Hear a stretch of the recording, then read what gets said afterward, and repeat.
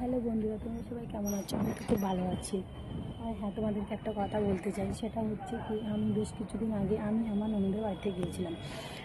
যাওয়ার পরে সেখান থেকে একটা ছোট্ট অ্যালোভেরা গাছ নিয়ে এসেছিলাম। আর আজ সেই অ্যালোভেরা গাছটা কত বড় হয়ে গেছে, বা গাছের ছোটো ছোটো গাছ বেরিয়েছে। আমার তো খুবই ভালো লাগছে, সেটাই তোমাদেরকে দেখাতে চাই। দেখো, সেই অ্যালোভেরা গাছটা কত সুন্দর হয়েছে আর কত বড় হয়ে গেছে। আর হ্যাঁ, তার সঙ্গে আরেকটা জিনিসও এনেছিলাম, এই গাছটা।